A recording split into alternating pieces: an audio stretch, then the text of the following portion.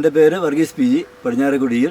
ഞാൻ താമസിക്കുന്നത് കടക്കാ city, Raman north എന്നാണ് അറിയപ്പെടുന്നത്. കടക്കാ സിറ്റി എന്നും പറയുന്നു. ഞാൻ കുറേ വർഷങ്ങളായിട്ട് ഇലകൃഷി ചെയ്തുകൊണ്ടിരിക്കുന്ന ആളാണ്. ഞാനൊരു അധ്യാപകനായിരുന്നു. ഇപ്പോൾ പെൻഷൻ പറ്റിയ കൂടുതൽ ശ്രദ്ധിക്കുന്നുണ്ട്.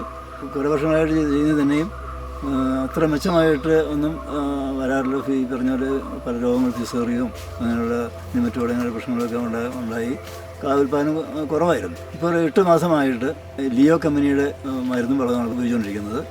ലിയോയുടെ 10-26 ലിക്വിഡ്, CN അതുപോലെ 17 ലിക്വിഡ്, ഇതെല്ലാം മരുന്നിൻ്റെ കൂടെയും ഫോളിയറായിട്ടും കടിക്ക് ഒഴിച്ച് ഉപയോഗിച്ച് വരുന്നവരുണ്ട്. ഇപ്പോൾ ചെടി കഴിയുമ്പോൾ വളരെയധികം മാറ്റം ചെടിക്ക് കാണുന്നുണ്ട്. കായ്ക്ക് പച്ച നിറമുണ്ട്, ഫ്ലവറിങ് കൂടുതലുണ്ട്. പിന്നെ ഈ വർഷത്തെ കാലാവസ്ഥ ഒക്കെ വളരെ മോശമായതുകൊണ്ട് ഉദ്ദേശത്തിന് ഫലം കിട്ടിയിട്ടില്ല. എങ്കിൽ തന്നെയും മുൻ വർഷങ്ങളേക്കാൾ വളരെയേറെ മെച്ചമായിട്ടാണ് എനിക്ക് തോന്നുന്നത്. അപ്പോൾ അതുകൊണ്ട് ഈ ലിയോയുടെ ഈ പ്രോഡക്റ്റുകൾ വളരെ നല്ല പ്രോഡക്റ്റായിട്ട് എനിക്ക് മനസ്സിലായിട്ടുണ്ട്. അപ്പോൾ അതാണ് ഞാൻ സ്ഥിരമായിട്ട് ഉപയോഗിച്ചുകൊണ്ടിരിക്കുന്നത്. മരുന്നിന് അടിക്കുന്നതിലൂടെ പോളിയറായിട്ടും മരുന്നിലൂടെ സ്പ്രേ ആയിട്ടും ചുവട്ടിൽ ട്രിഞ്ച് ചെയ്യുകയൊക്കെ അത് ഉപയോഗിക്കുന്നു. വളരെയധികം മാറ്റം ഞാൻ പറഞ്ഞ പോലെ ഉണ്ടായിട്ടുണ്ട്. ഇതിപ്പോൾ ലിക്വിഡ് 10-26 ഞാൻ ലിക്വിഡായിട്ട് ഉപയോഗിക്കാറില്ല. ഈ വർഷം മുതലാണ്, ഈ കഴിഞ്ഞ 8 മാസം മുതലാണ് ഇത് ഉപയോഗിച്ചുകൊണ്ടിരിക്കുന്നത്.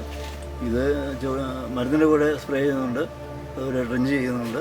അതുകൊണ്ട് വളരെയധികം മാറ്റം കാണുന്നുണ്ട്. കാ സെറ്റാകുന്നതിനും കായ്ക്ക് ബോഡി കിട്ടുന്നതിനും അരി പിടിക്കുന്നതൊക്കെ നല്ല മെച്ചമുള്ള ലിയോ കമ്പനിയുടെയാണ് ഈ പ്രോഡക്റ്റ്. ചിമ്പ് കുറവായിരുന്നു.